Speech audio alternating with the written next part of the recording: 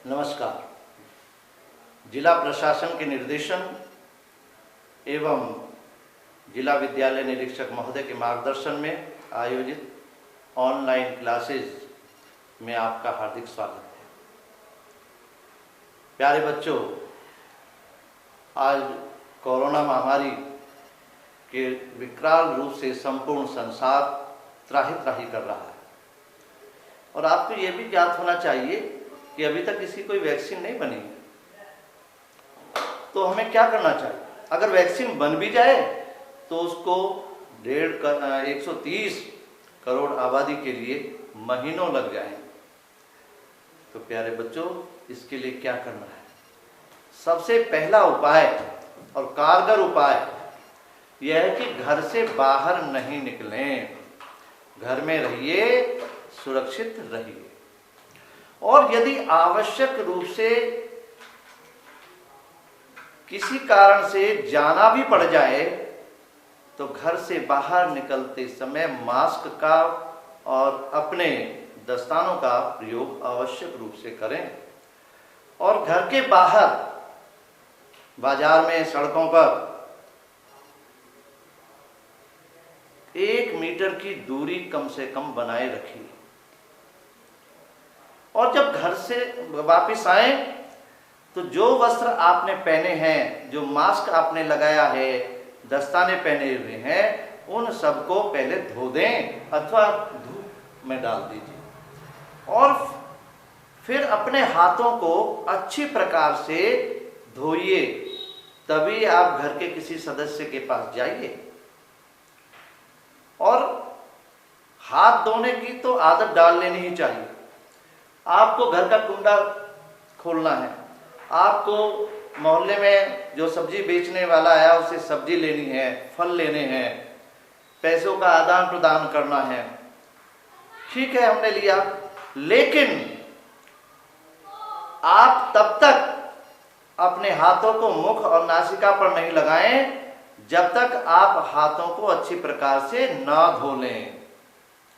हाथ धो करके ही आप तब अब आगे कोई कार्य करें।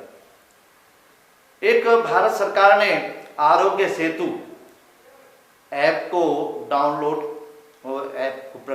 विकसित किया है, उसे आप जरूर डाउनलोड करें और अपने मित्रों को भी कराएं, क्योंकि इसमें कोरोना से संबंधित अनेक जानकारियां हमें प्राप्त होती हैं।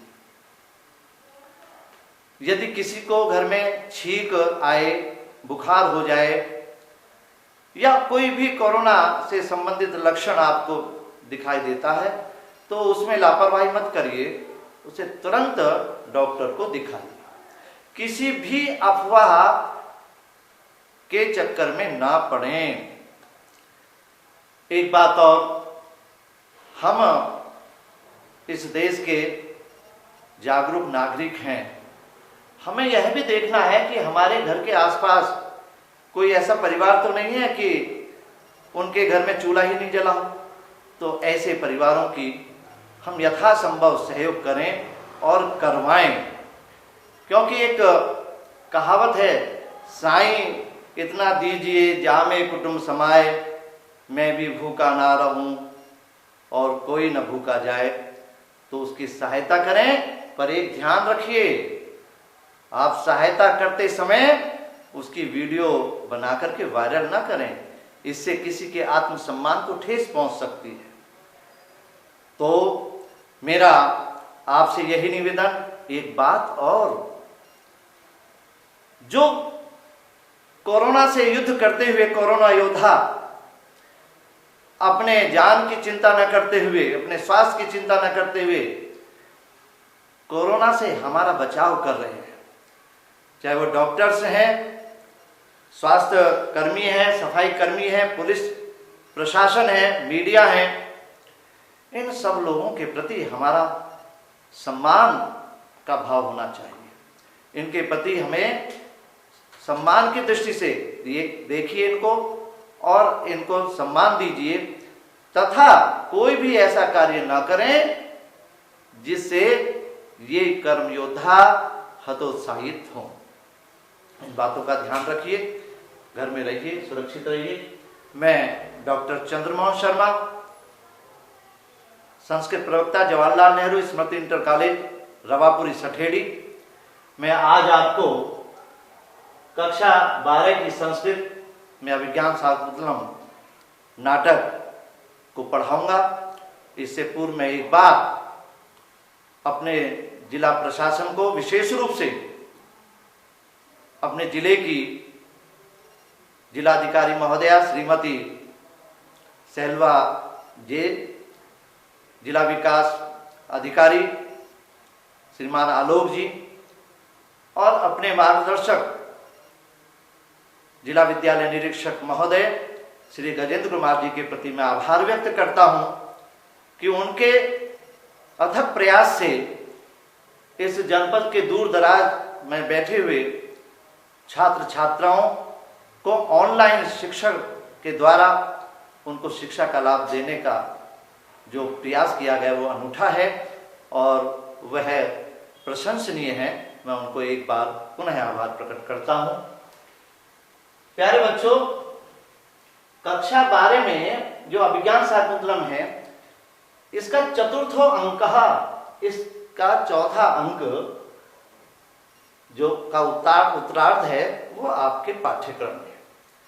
कक्षा 11 में चतुर्थ अंक का जो श्लोक 10 तक आपने पढ़ा है।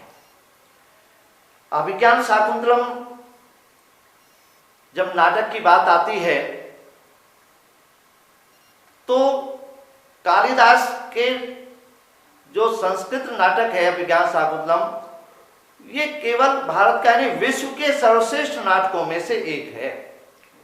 इसके बारे में कहा जाता है कि कालिदासस्य सर्वस्वम अभिज्ञान शाकुंतलम, कि कालिदास का सब कुछ वह अभिज्ञान शाकुंतल है।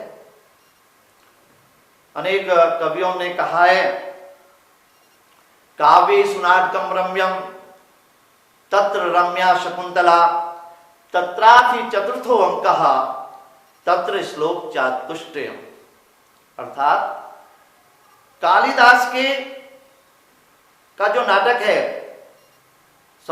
ये काव्येषु नाटकम रम्यम, काव्यों में जो भी काव्य हमारा उनमें नाटक सुंदर है, नाटक भी अच्छा लगता है। और उस नाटकों में भी अभिज्ञान शाकुंतलम, नाटकों में अभिज्ञान शाकुंतलम सर्वश्रेष्ठ है।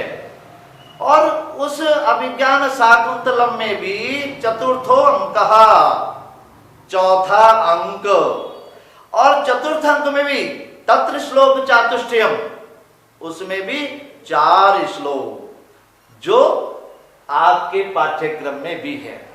तो ये तो हमारा बड़ा सौभाग्य है, आपका बड़ा सौभाग्य है कि विश्व का सर्वश्रेष्ठ नाटक शकुंतला और उसमें भी चौथा अंक और उसमें भी 4 श्लोक हम पढ़ने वाले हैं। तो ये वास्तव में बहुत हमारे लिए सौभाग्य की बात है। आप में इसमें जो चौथा अंक है अभिज्ञान शाकुंतलम का, इसको विदा अंक भी कहा जाता है।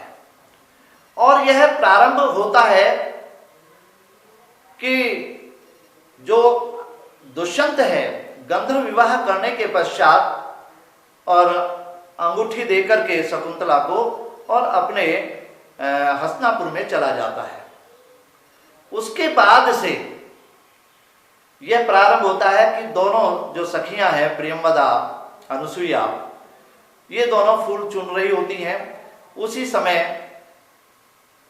राजा दुष्यंत के विचारों में मग्न हुए शकुंतला अपनी उटज में बैठी है और अब दुर्वासा ऋषि आते हैं। दुर्वासा ऋषि जब देखते हैं कि यह मेरा कोई ध्यान नहीं कर रही, अतिथि का सत्कार नहीं कर रही, यह किसी और के सोच में है, तो वे क्रोधित होकर के उसे श्राप दे देते हैं कि जिसके बारे में तू इतना चिंतन कर रही है और उसके रहते हुए मेरा अपकार कर रही है, मेरा सम्मान नहीं कर रही, तो जा, तुझे वो बार बार याद दिलाने पर भूल जाएगा।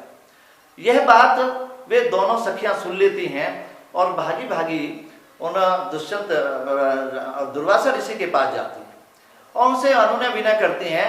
तो वे फिर एक बात के लिए तैयार हो जाते हैं कि जब ये कोई अपना चिन्ह दिखा देगी तो वह उसको याद आ जाएगा और उसको स्वीकार कर लेगा। लेकिन वे दोनों सखियां शकुंतला को इस बात की जानकारी नहीं देती, क्योंकि उन्हें पता है कि अंगूठी तो उनके पास है ही, और अंगूठी दिखाने के बाद राजा उनको स्मरण कर लेगा और उसको अपने जो है स्वीकार कर लेगा।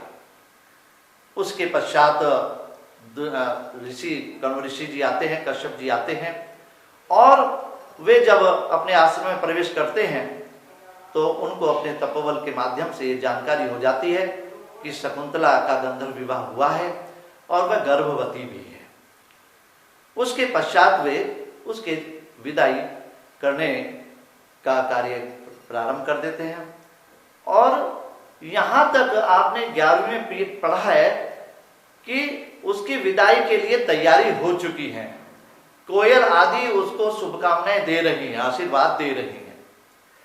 तो उसके पश्चात जब विदाई है तो विदाई के तुरंत जब शुरुआत हो जाती है तो वन देवतियां उनको आशीर्वाद देती हैं, यहां से आपको पढ़ना है।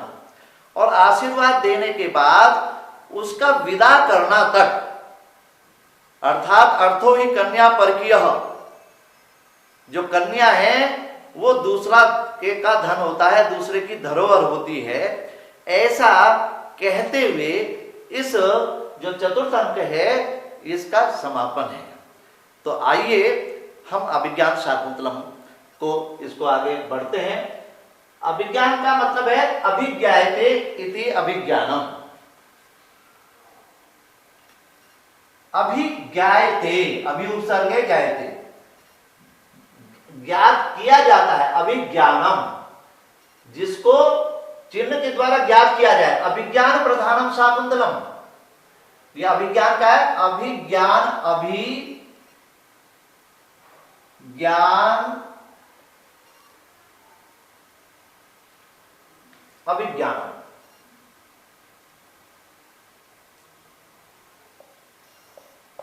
तो अभिज्ञानम, अभिज्ञान यानी कि जिसके द्वारा, जो चिन्ह के द्वारा जाना जाए, ऐसा अभिज्ञान। और अभिज्ञान प्रधानम, जिसमें जो चिन्ह है, जो पहचान है, पहचान की प्रधानता है जिसमें, ऐसा वो शकुंतलम, ऐसा वह नाटक अभिज्ञान शाकुंतलम। तो इसके बारे में सामान्य इसकी जानकारी दी। तो अभी आपको हमने बताया था कि उनकी विदाई का समय है। आकाशे, आप पुस्तक में देखेंगे ऊपर लिखा है आकाशे। आकाशे अर्थात आकाशवाणी हो रही है। ये नाटक है और नाटक का आनंद लेते हुए ही आप पढ़ेंगे। जिसके पास पुस्तक नहीं है उसकी को आप उसको उतार भी सकते हैं। तो आकाशवाणी होती है, यानी कि स्टेज पर कोई नहीं है और स्टेज पर्दा पड़ा हुआ है, अभी वहां पर कोई पात्र नहीं है। पर्दे के पीछे से आवाज आती है। आवाज क्या आती है? इसमें जो वन देवती देवियां हैं वह उसको आशीर्वाद दे रही है।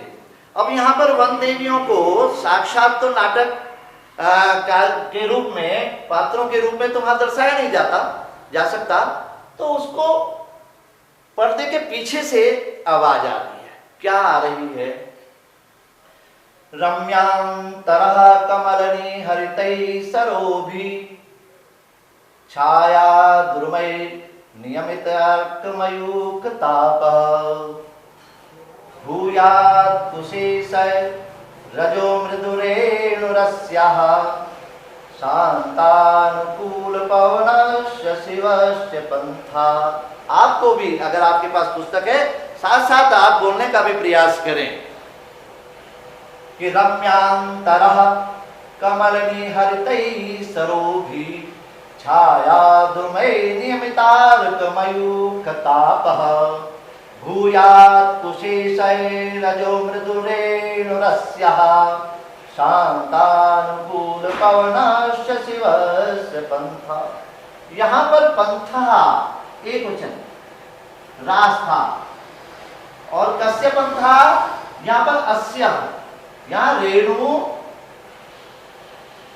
और अस्या, ये लास्ट में रेणु अस्या, यहां विसर्ग को तय हुआ है अस्या, पुनः रेणु, रेणु विसर्ग को तय हुआ अस्या, रेणु अस्या, अस्या कस्या, ये शकुंतला के लिए, शकुंतला का पंथा मार्ग कैसा हो, भूयात हो। यहां पर जो करता है, कर्ता को ढूंढिए, करता है अस्या। अब यहां अस्या किसके लिए आया होगा, स्त्रीलिंग शब्द है, विदाई का समय है, और पंथा रास्ते की बात है, रास्ता हो, ऐसा रास्ता, इसका रास्ता ऐसा हो जाए, कैसा हो जाए। तो हमारा यहाँ पर क्रिया कर्ता जो है वो अस्या है, अस्या पंथा कैसा हो जाए, भूयात। अब इसके बीच में जो आय है वो पंथ, जो रास्ता है ऐसा हो जाए। रास्ता कैसा है वो सारे इसके विशेषण है।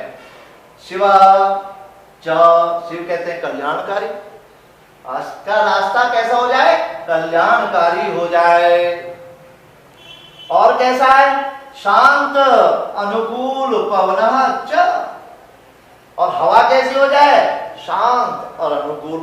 अनुकूल से तात्पर्य क्या है, आपको कई बार पंखा तेज चला देते हैं, बोले ये अच्छा नहीं लग रहा, ज्यादा तेज है, इसका मतलब अनुकूल नहीं है। जिससे हमें आनंद की प्राप्ति हो, जो हमारे अनुरूप है, जितना हमें आवश्यकता है, ऐसी हवा, शीतल हवा, गर्मियों में तो शीतल हवा की आवश्यकता है, वही पवन है। अगर गरम गरम हवा चलती है धूप में तो वह हमको अनुकूल नहीं है, वो प्रतिकूल है। तो अब इसमें हम आया कि अगर हम नीचे से लेकर के चले, चाहे यहां से ले लें या यहां से ले लें, आपका यही आएगा उसका जो पंथा, ये जो पंथा है, पंथा भी एक वचन है, रास्ता। पंथा कैसा हो, शिव कल्याणकारी हो, पवन कैसी हो, शांत और अनुकूल, शांत हो और उसके अनुकूल हो। किसके अनुकूल हो, शकुंतला के अनुकूल, ठीक है ना।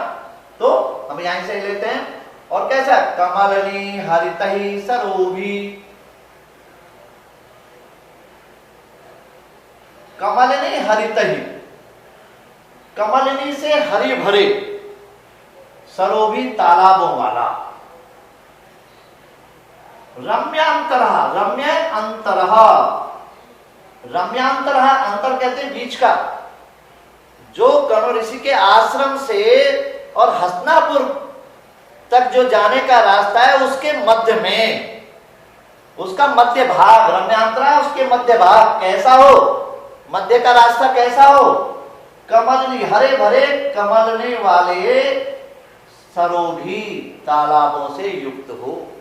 ऐसा हो कि ऐसे तालाब हो जिसमें कमल खिले हुए हो, हरा भरा हो, और ऐसे तालाबों में कि रास्ते में जब तालाब होंगे तो जब प्यास लगेगी तो पिपासा भी उसकी शांत होगी, तो प्यास आदि जिससे जो है उसकी शांत हो और आनंद में उसका रास्ता हो, तो उसके लिए उसके बीच का रास्ता तालाबों, कैसे तालाबों से युक्त हो, कमलनी हरितई, कमलनियों से हरा भरा।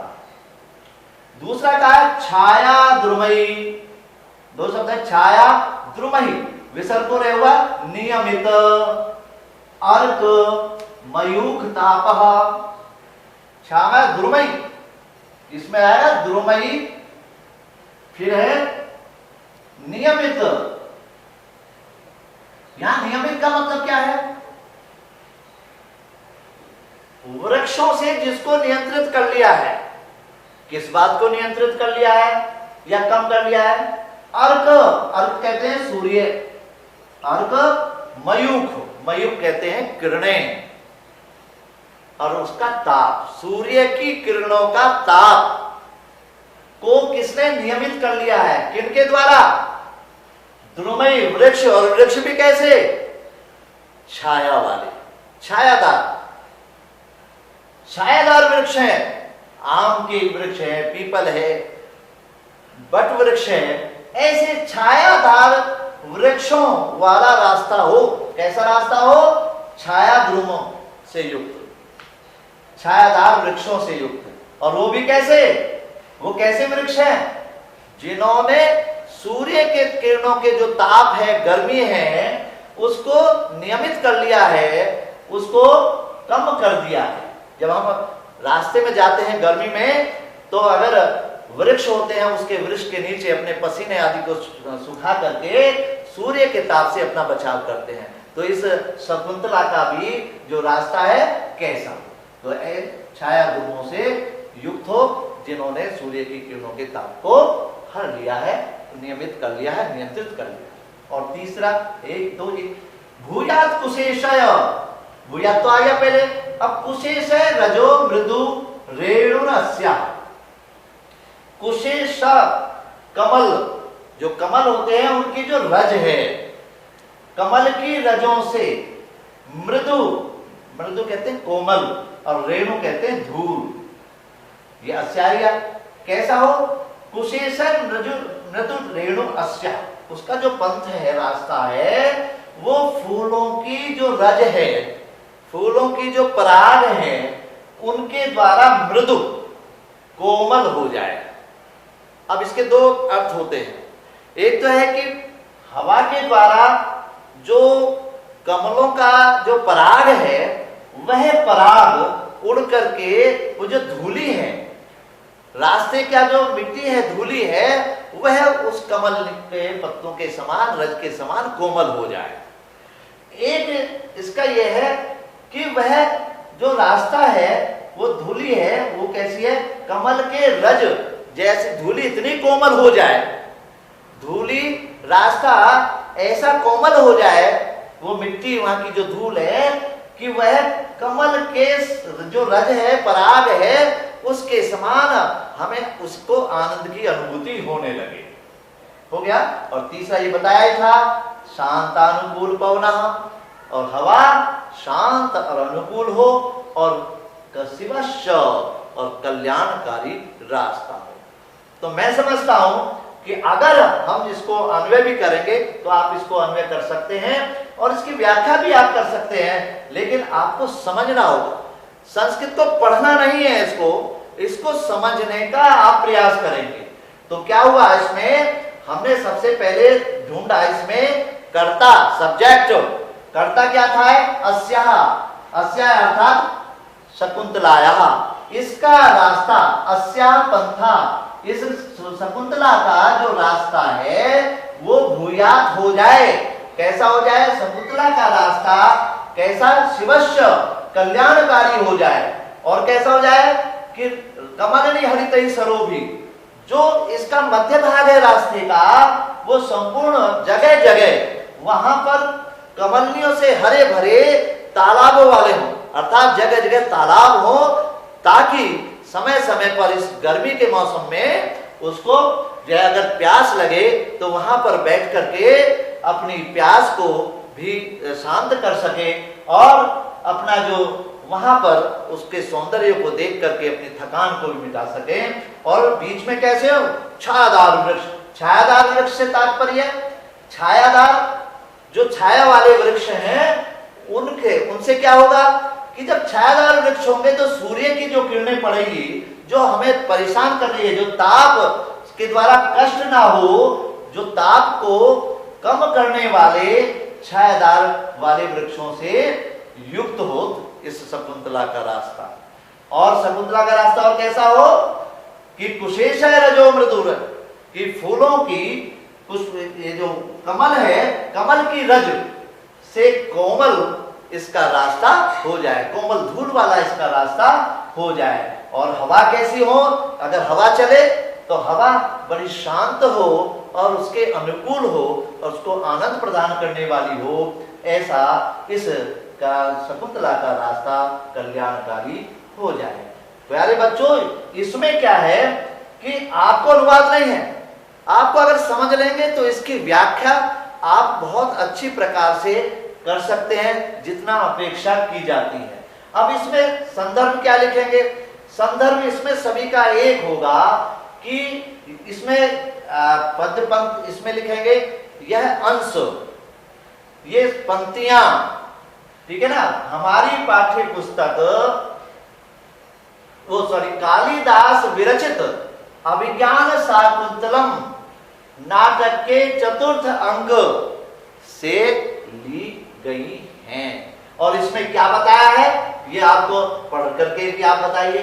इसमें क्या है कि आकाशवाणी द्वारा इसमें विदाई के समय वन देविया उस शकुंतला के रास्ता उसके लिए सुखकारी हो ऐसा आशीर्वाद इसमें जो है दिया, उनके द्वारा आशीर्वाद दिया गया है। इसमें जो छंद है वो वसंत तिल का छंद है। कौन सा है? वसंत तिल का। तो इसमें आप इस तरीके से आप कर देना शांतानुपुर पौर्णस्य शिवस्य बनता, ये आप इसको अपने